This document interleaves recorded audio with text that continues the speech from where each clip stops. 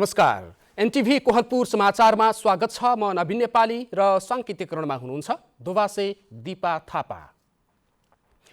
कर्णालीमा सरकार गठन प्रक्रिया किन सुस्त भन्ने टिप्पणीका बीच मुख्यमन्त्रीले विश्वासको मत माग्ने प्रक्रिया सुरु भएको छ। अब के सरकारले गति लिन्छ? प्रतिपक्षीय दलको भूमिका कस्तो छ? आजको समाचारमा नेकपा एमालेको अध्यक्षमा पुनः केपी शर्मा ओली निर्वाचित र बाढीले बगर बनाएको कैलालीको एउटा गाउँमा उखु खेती गर्न थालेपछि फर्किएको कृषकहरूको खुसी। तर सुरुमा प्रमुख समाचार।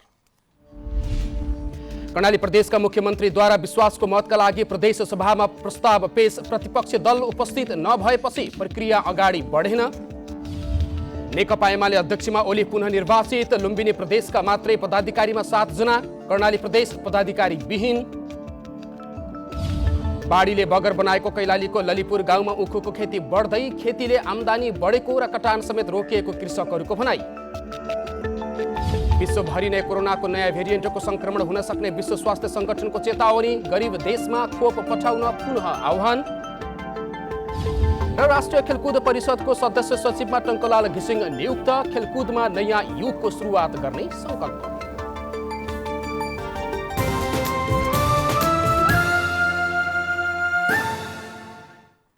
समाचार अब विस्तारमा।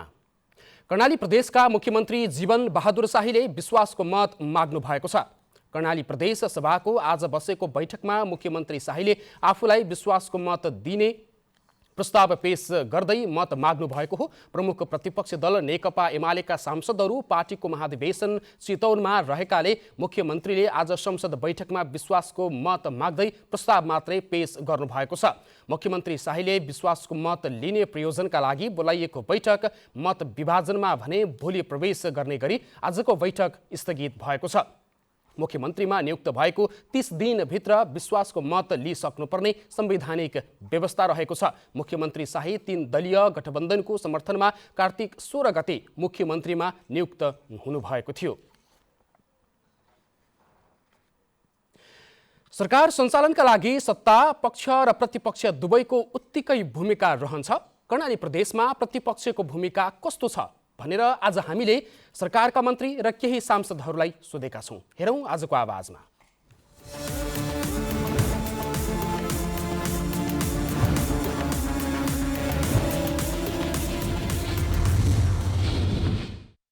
जनताको अत्यन्त आवश्यक के हो, त्यो आवश्यक अपरिहार्य आवश्यकतालाई सम्पन्न गर्न अथवा निराकरण गर्न प्रतिपक्ष र सत्तापक्ष सकेसम्म सौहार्द वातावरणमा नै अगाडि बढ्नुपर्छ भन्ने मान्यता छ।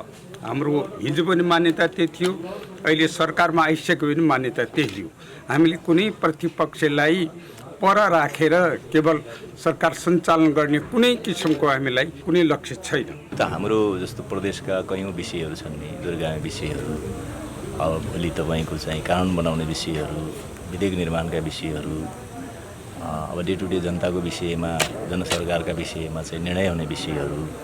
आखिर संसदको फोरम त एउटै हो क्या, त्यसमा चाहिँ तपाईँको टोटलमा 40 जनाको फोरम हो। हाम्रो अब अहिले 35 जना छ होइन।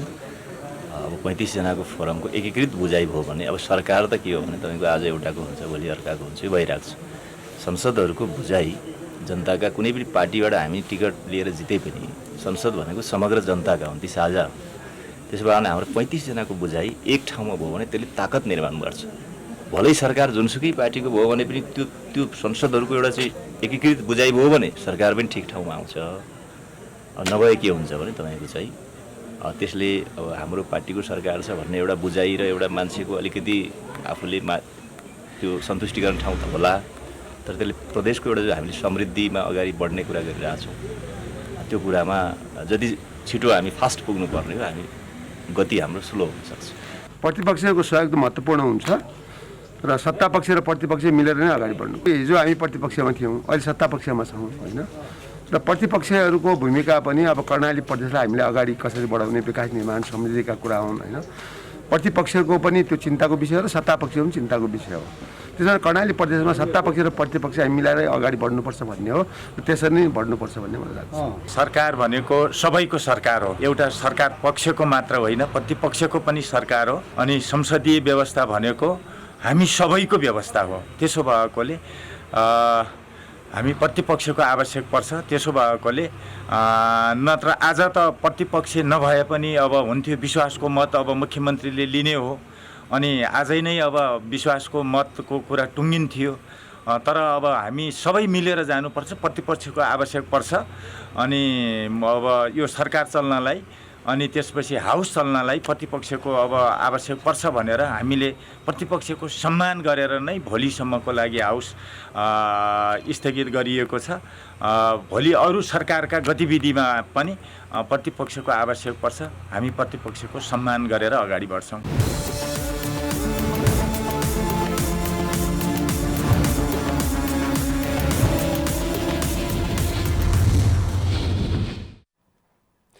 नेकपा एमालेको अध्यक्षमा दोस्रो कार्यकालका लागि पुनः केपी शर्मा ओली निर्वाचित हुनुभएको छ। नेकपा एमालेको 10औं राष्ट्रिय महाधिवेशनमा नेतृत्व चयनका लागि भएको निर्वाचनमा निवर्तमान उपाध्यक्ष डाक्टर भीम रावललाई भारी मतान्तरले हराउँदै ओली अध्यक्षमा निर्वाचित हुनुभएको हो। एमालेमा नेतृत्व चयनका लागि पहिलो पटक विद्युतीय मतदान मेसिन प्रयोग गरिएको थियो। अध्यक्ष ओलीले सहमतिका लागि 301 सदस्य केन्द्रीय कमिटीको नाम घोषणा गरे पनि रावल सहितका नेताहरूले असन्तुष्ट जनाएपछि केही पदाधिकारी सहितका पदमा निर्वाचन भएको हो। महाधिवेशनबाट निर्वाचित 19 सदस्यीय पदाधिकारीमा 7 जना लुम्बिनी प्रदेशका मात्रै रहेका छन्। उपाध्यक्ष, महासचिव, उपमहासचिव र सचिवमा लुम्बिनीकै नेताहरू रहेका छन्। 6 जना उपाध्यक्ष मध्ये 2 जना लुम्बिनीका छन्। उपाध्यक्ष विष्णु पौडेल रूपन्देही, उपाध्यक्ष युवराज गेवाली दाङबाटै प्रतिनिधित्व गर्ने शङ्कर पोखरेल महासचिव, गुल्मीबाट प्रतिनिधित्व गर्ने प्रदीप गेवाली उपमहासचिव, गुल्मीकै गोकर्ण विष्ट सचिव, रूपन्देहीका छविलाल विश्वकर्मा पनि सचिवमा निर्वाचित हुनुभएको छ। त्यस्तै पूर्व माओवादी समूहबाट एमालेमा प्रवेश गर्नुभएका टोपबहादुर रायमाझी पनि सचिव बन्नुभएको छ। उहाँ अर्घाखाँचीबाट प्रतिनिधित्व गर्नुहुन्छ। केन्द्रीय आयोगको मुख्य पदमा पनि लुम्बिनी प्रदेश छुटेको छैन। अनुशासन आयोगको उपाध्यक्षमा रूपन्देहीका नेत्रपन्थी, केन्द्रीय लेखा आयोगको उपाध्यक्षमा कपिलवस्तुका विष्णुपन्थी चयन हुनुभएको छ। कर्णाली प्रदेशबाट पदाधिकारीमा कोही पनि परेनन् भने सुदूरपश्चिमबाट लेखराज भट्ट सचिव हुनुभएको छ। अछाममा बस दुर्घटना हुँदा 2 जनाको मृत्यु भएको छ। दुर्घटनामा परि 36 जना घाइते भएका छन्। घाइते मध्ये 10 जना भन्दा बढीको अवस्था गम्भीर देखिएको छ। अछाम सदरमुकाम मङ्गलसेनबाट टिकापुरका लागि छुटेको ना 6ख 829 नम्बरको सुदूरपश्चिम यातायातको बस कैलाश खोला नजिकै सडकबाट करिब 500 मिटर तल खसेर दुर्घटना भएको हो। दुर्घटनामा परि 2 जनाको घटनास्थलमै मृत्यु भएको अछामका प्रमुख जिल्ला अधिकारी रुद्रबहादुर मल्लले जानकारी दिनुभएको छ। अहिले आफूहरू घटनास्थलतर्फ गइरहेको उहाँको भनाइ छ। 38 जना सवार यात्रुवाहक बस दुर्घटनाको कारणबारे थाहा हुन सकेको छैन। मृतकको पनि शनाखत हुन सकेको छैन भने घटनाको थप विवरण आउन बाँकी रहेको छ। समाचारको क्रम जारी नै छ। अहिलेलाई एकैछिनको विश्राम।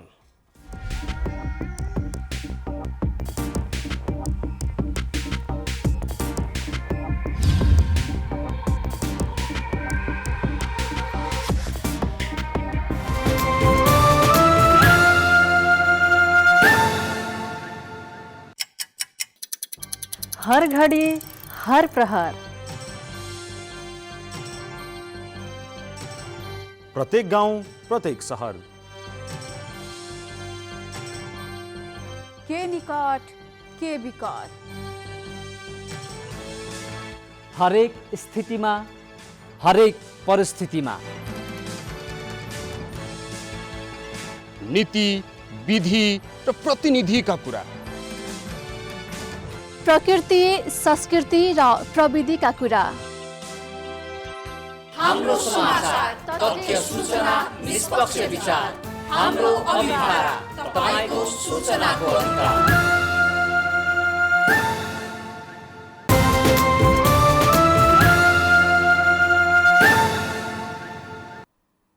विश्रामपछि समाचारमा पुनः स्वागत छ। अब बाँकी समाचार।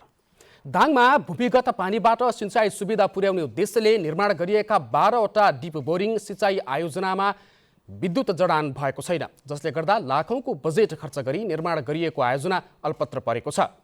सिँचाइ सुविधा पुग्ने आशामा रहेका किसान पानीकै प्रतीक्षामा छन्। नियमित सिँचाइको कुनै स्रोत छैन। आकाशी पानी बाहेक पानीको अन्य स्रोत नहुँदा राप्ती गाउँपालिका वडा नम्बर 5 सिङ्गे गाउँको करिब 20 बिघा जग्गामा खेती गर्न समस्या भएको छ। भूमिगत पानी मार्फत सिँचाइ पुर्याउन डिप बोरिङको आयोजना लागू गरिएको थियो। लुम्बिनी प्रदेश सरकार मार्फत 2 आर्थिक वर्षमा करिब 55 लाखको लागतमा तयार भएको डिप बोरिङमा विद्युत जडान हुन सकेको छैन, जसले गर्दा किसानले हिउँदे बालीमा सिँचाइ गर्न पाएका छैनन्। स्थानीय विष्णु भण्डारीले सार्वजनिक डिप बोरिङ जडानको लागि आफ्नो निजी जमिन दिनुभएको थियो, तर नेपाल विद्युत प्राधिकरणले सिँचाइका लागि विद्युत जडान नगरिदिएकाले खेतबारीमा सिँचाइ गर्न नपाएको भण्डारीले बताउनुभयो। पानी आउँछ भने मकै छर्यो, पछि सुकेर गयो। अब त त्यतिकै भयो, पानी भएन, पानी नभएपछि खेती नै भएन, दुःख पाइयो। विद्युत जडान नहुँदा लाखौँको लगानीमा तयार भएको डिप बोरिङ आयोजना अल्पत्र भएको छ।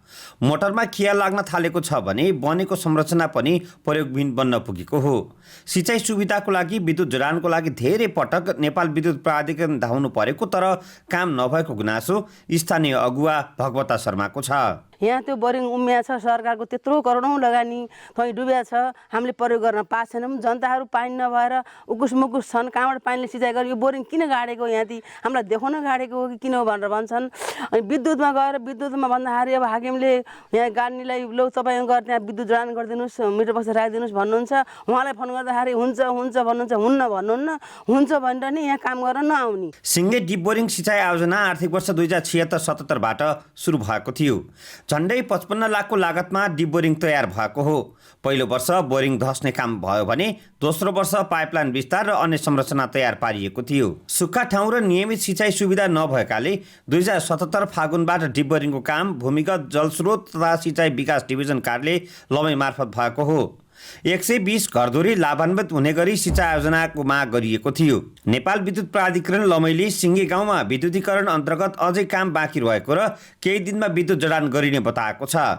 निमित्त कार्यालय प्रमुख नन्दलाल शर्माले ट्रान्सफर्मर चार्ज गर्नुपर्ने बाँकी काम रहेकाले र केही दिनभित्र डिप बोरिङमा विद्युत कनेक्सन गरिने जानकारी दिनुभयो। त्यसमा चाहिँ ट्रान्सफर्मर जडान भइसकेको भन्ने छ, त्यसमा कन्टिन्यू गर्नुपर्ने अभिसन्न हुनुपर्ने लाइनमा बिचमा सानो काम बाँकी रहेकोले त्यो कामलाई करिब 1 दिनको समयावधिमा सम्पन्न गर्न सकिने र तत्पश्चात तुरुन्तै उहाँहरूको मिटर सम्बन्धी उहाँहरू सिटी मिटरहरू आइसकेका हुनाले 2-4 दिनभित्रमा उहाँहरूको चाहिँ काम गर्न सकिने अवस्था रहेको छ। दाङ जिल्लाभित्र कार्यान्वयन नभएका 12वटा भूमिगत सिँचाइ आयोजना विद्युत जडान हुन नसक्दा सञ्चालनमा आउन सकेका छैनन्।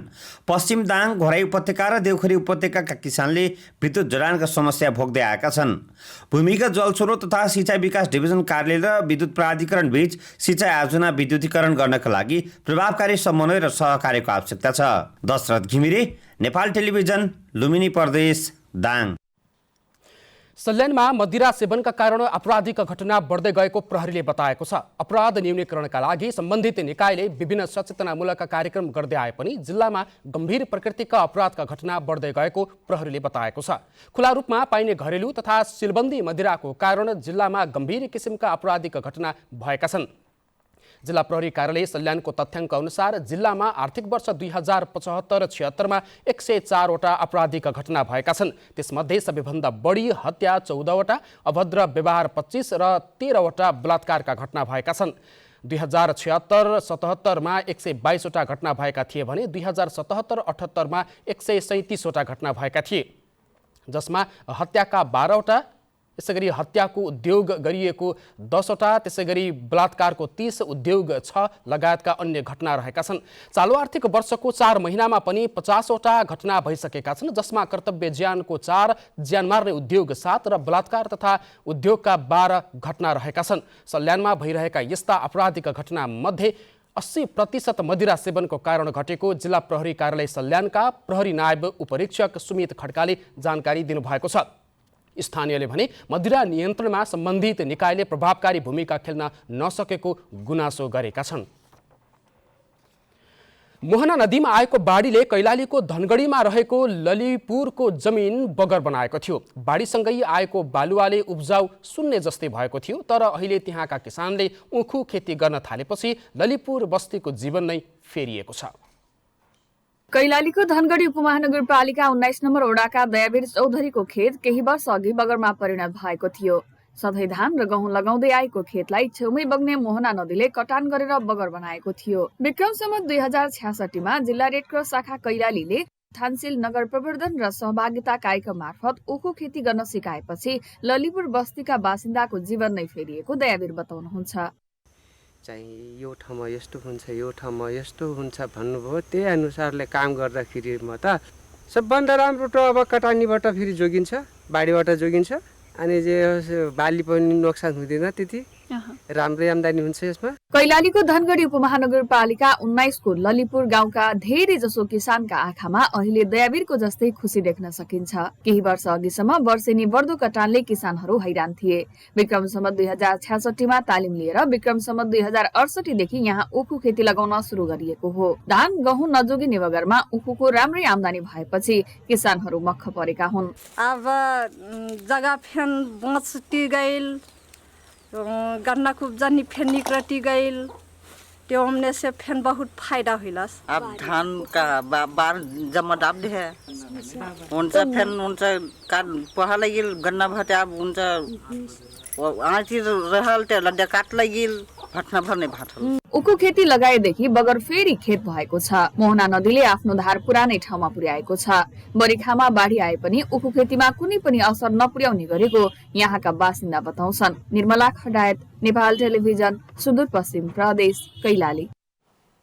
माटोका परम्परागत घरलाई भूकम्प प्रतिरोधी बनाउने काम सुरु भएको छ। दाङका स्थानीय निकायहरूले जिल्लामा भएका माटोका घर छनौट गरी प्रबलीकरण गर्न सुरु गरेका छन्। भूकम्प आउँदा घरमा कसरी क्षति गर्छ भनी यो प्रदर्शन गर्न थालेको भूकम्प मञ्च प्रदर्शन हो, जहाँ भूकम्पले मानवीय र भौतिक क्षति कसरी गर्छ भन्ने प्रत्यक्ष देखाउन थालिएको छ। देशभर करिब 80% घरहरू माटोबाट बनेका छन्। भूकम्प कति बेला आउला र कसो घर परिवारविहीन बनाउँछ भन्ने कसैलाई अत्तो-पत्तो नै छैन। बरु भूकम्प प्रविधि राष्ट्रिय समाज र दाङका स्थानीय निकाय मिलेर गाउँ गाउँमा भूकम्पबाट हुने क्षति कम गर्न जनचेतनामूलक कार्यक्रम सुरु गरिएको घोराई उपमहानगरपालिकाका प्रमुख नरुलाल चौधरी बताउनुहुन्छ। नयाँ नयाँ प्रविधि र मेटेरियलहरूको प्रयोगले तर पैसा नहुनेले पनि बिल्डिङमा बसेकै जस्तै डेकोरेसन गरेर राम्रैसँग प्लास्टर गरेर पेन्ट गरेर मजाले बस्न सकिन्छ। माटोबाट निर्मित कच्ची घरलाई बाहिर र भित्रबाट जालीले बेरेर घर प्रबलीकरण गर्ने काम जिल्लाभर भइरहेको छ। कम खर्चमै सुरक्षित आवास बन्ने थाहा पाउँदा सर्वसाधारणदेखि स्थानीय निकायका प्रमुख र जनप्रतिनिधिहरू नै भूकम्प प्रतिरोधी घर बनाउन थालेको घोराई उपमहानगरपालिकाकी कार्यपालिका सदस्य पवित्रा शेर्पा कामको किला ठोकेर प्लास्टर गरेर यो घर हामीले हाम्रो बासलाई अलिकति सुरक्षित गराएका थियौँ। अहिले हामीले ज्याकेटिङ प्रविधिद्वारा प्रबलीकरण गरेका छौँ र मलाई एकदम अहिले आएर एकदम खुसी लाग्छ। साँच्चै मैले सुरक्षित आवास बनाएँ, अब म सुरक्षित हुन्छु। ग्रामीण बस्तीमा माटोको घर बनाउने चलन हराउँदै जाँदा स्थानीय निकायले यस्ता घर जोगाउन र भूकम्प प्रतिरोधी बनाउन अनुदान समेत दिँदै आएको छ। जनक नेपाली, नेपाल टेलिभिजन, लुम्बिनी प्रदेश, दाङ। समाचारको क्रम जारी नै छ, एकैछिनको विश्राम।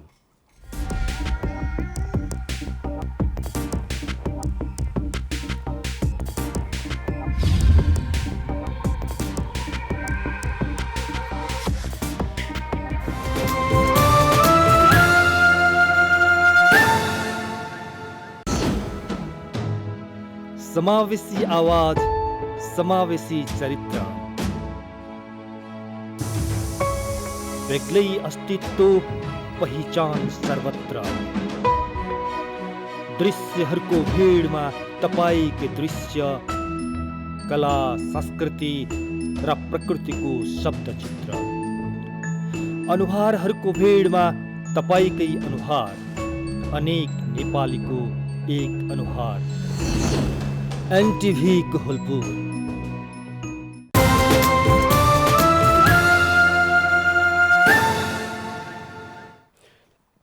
तपाईं एनटिभी कोहलपुर हेर्दै हुनुहुन्छ। अब बाँकी समाचार।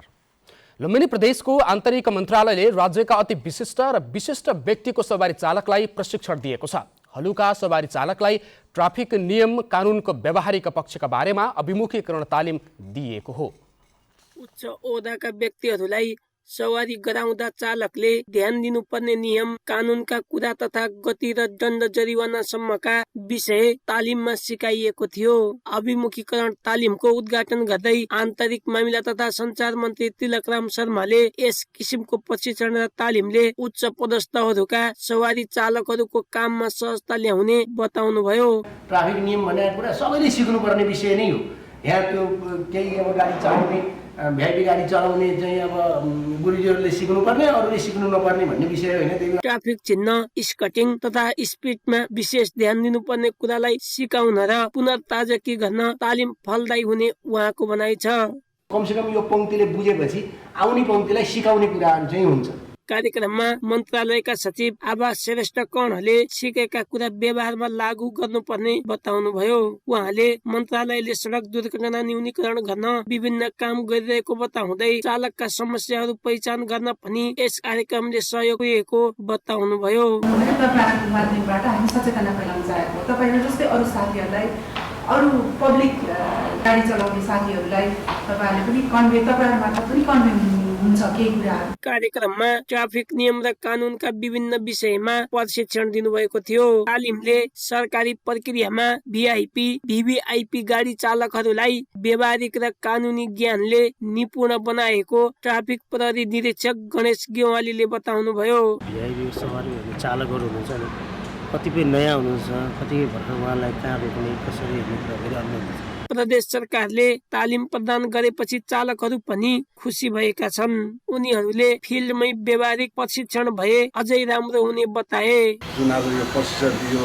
भिआइपी गाडी तालिम भनेर यसबाट हामीले धेरै कुराहरू सिक्न पाइयो। अहिले कसरी हामी भिआइपीलाई लिएर हिँड्ने, कसरी कामहरू गर्ने भन्नेहरू जानकारी पाइयो। विशिष्ट व्यक्तिहरू आफू समयमा ननिस्कने, समयमा पुर्याउन दबाब दिने, बाटोको अवस्था नहेरी हरेक ठाउँमा पुर्याउन पर्ने, लगातार रात दिन चलाउनु पर्ने जस्ता समस्या भोग्नु परेको पनि चालकहरूको गुनासो छ। सरकारी उच्च ओहदामा रहने व्यक्तिहरू सवारी साधनमा आम नागरिकको नजर परिरहने भएकाले पनि चालकहरूले पालना गर्ने नियम कानुन, पार्किङ, चलाउने तरिका, स्पिड, ट्राफिक संकेतको परिपालनमा ध्यान दिनुपर्छ। त्यसको परिपालनाबाट सडक दुर्घटनामा समेत कमी हुन सघाउँछ। केशव भण्डारी, नेपाल टेलिभिजन, लुम्बिनी प्रदेश, बुटवल, रूपन्देही। अब अन्तर्राष्ट्रिय समाचार।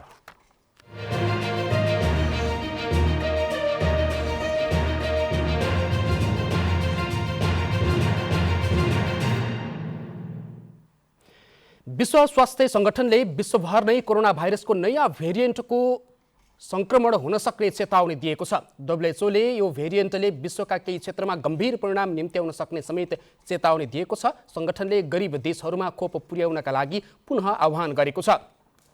यो महिनाको सुरुमा ओमिक्रोन दक्षिण अफ्रिकामा पत्ता लागेको थियो। प्रारम्भिक प्रमाणका आधारमा यसको संक्रमण जोखिम धेरै भएको पाइएको छ।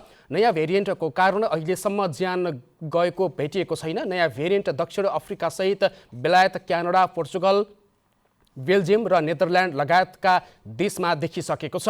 नयाँ भेरिएन्ट देखा परेपछि अमेरिका, बेलायत र युरोपेली सङ्घले दक्षिण अफ्रिकी देशका नागरिकमाथि यात्रा प्रतिबन्ध लगाएकोमा दक्षिण अफ्रिकाका राष्ट्रपति सिरिल रामापोसाले आलोचना समेत गर्नुभएको छ। इजरायल, जापान र अस्ट्रेलियाले पनि सीमामा कडाई गरेका छन्। अब आर्थिक समाचार।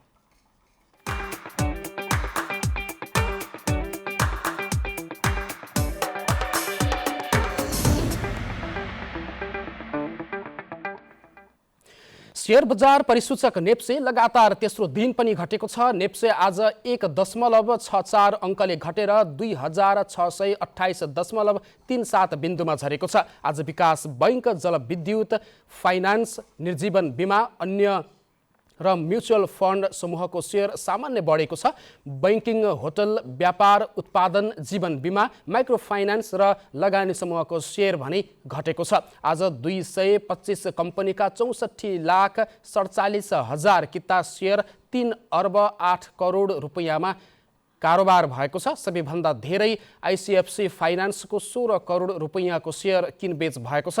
समग्र बजार घटे पनि सामलिङ पावर र न्यादी हाइड्रोको शेयर 10% बढेको छ। अब खेलकुद समाचार।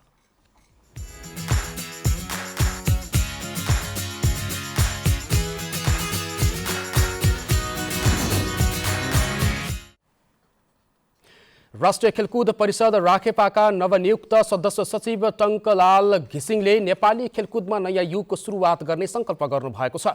युवा तथा खेलकुद मन्त्रालयमा आज सदस्य सचिवको शपथ लिएपछि बोल्दै घिसिङले खेलकुदमा नयाँ युगको सुरुवात गर्ने सङ्कल्प लिनुभएको हो। घिसिङले राष्ट्रिय टिमको सुधारमा जोड दिन तथा अन्तर्राष्ट्रिय एरिनामा नेपाल किन पहिलो हुन नसकेको भन्ने बारेमा ध्यान दिएर काम गर्न आवश्यक रहेको बताउनुभयो। युवा तथा खेलकुद मन्त्रालयको सभा हलमा आयोजित कार्यक्रममा युवा तथा खेलकुद मन्त्री महेश्वरजङ गहतराजले घिसिङलाई शपथ गुहाउनु भएको हो। सिंहदरबारमा सोमबार बसेको मन्त्री परिषद बैठकले घिसिङलाई राखेपाको सदस्य सचिव बनाउने निर्णय गरेको थियो। युवा तथा खेलकुद मन्त्रालयको प्रस्तावमा मन्त्री परिषदले घिसिङलाई सदस्य सचिवको निर्णय गरेको हो। अब मौसम।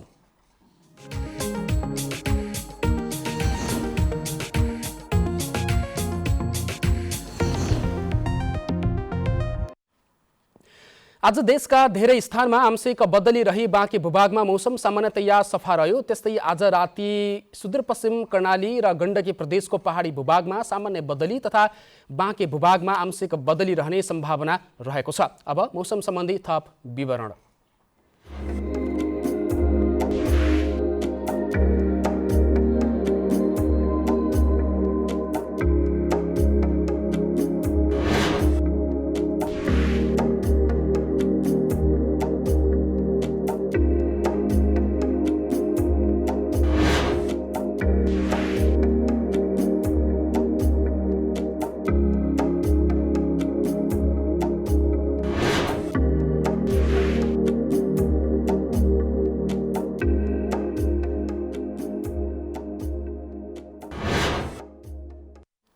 समाचारको अन्त्यमा प्रमुख समाचार पुनः एकपटक।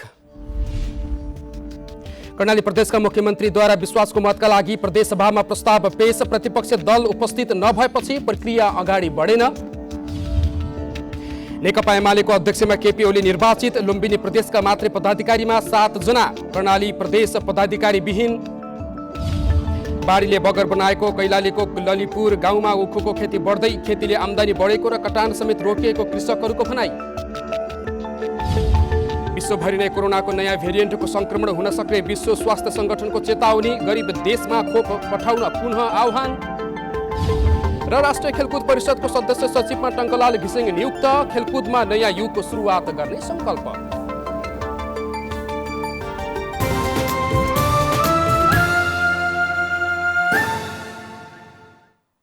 हवस् त समाचारको सिलसिला यति नै। बिदा दिनुहोस्। नमस्कार।